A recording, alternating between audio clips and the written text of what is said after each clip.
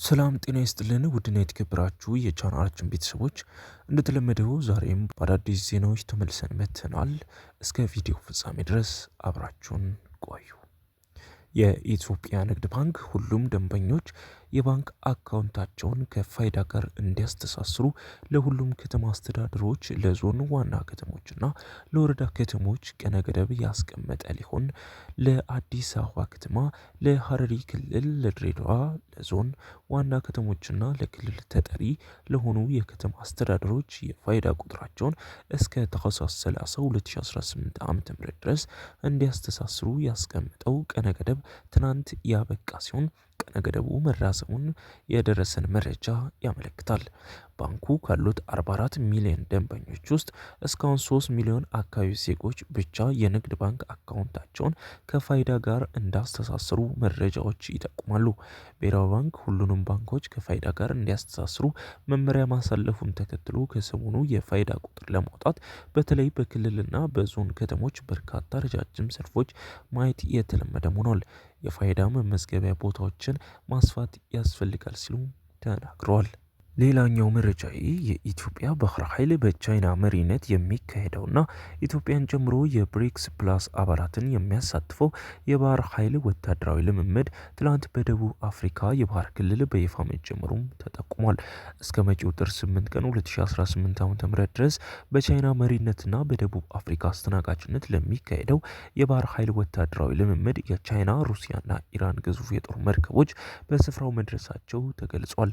የመርከብ ጉዟቸውን ደህንነት፣ የባህር ላይ ኢኮኖሚያዊ እንቅስቃሴዎችን በጋራ ማረጋገጥ በሚል መሪ ቃል የሚካሄደው ይህ ልምምድ የብሪክስ አገራት በዓለም አቀፍ የባህር መስመሮች ላይ ያላቸውን ተሰሚነት ለማሳደግ የሚረዳቸው መሆኑ መግለጹን በመጥቀስ የደቡብ አፍሪካ መገናኛ ብዙሃን ዘግቧል። ሌላኛው የአሜሪካ መንግስት በአካል በመቅረብ የሚደረግ የቪዛ ቃለ መጠየቅን አስገዳጅ አደረገ።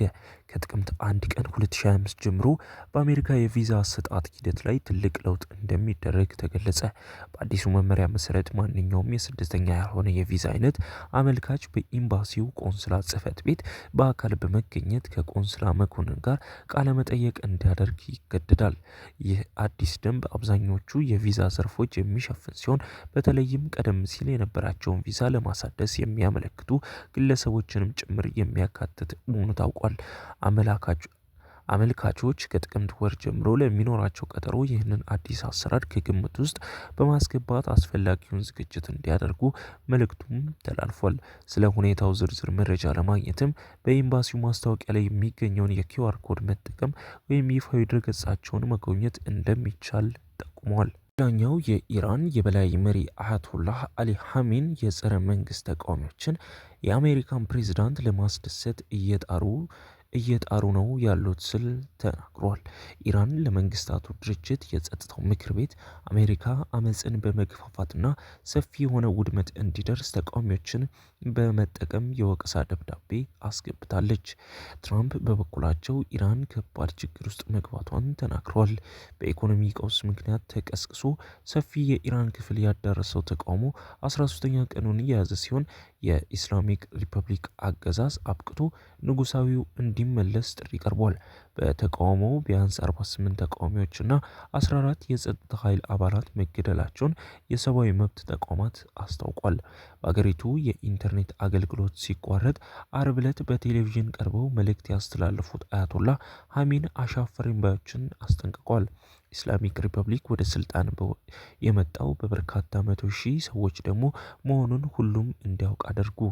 እናም ሪፐብሊኩ ይህንን በሚከዱ ሰዎች ፊት አይወድቅም ሲሉ የ86 ዓመቱ መሪ ተናግረዋል።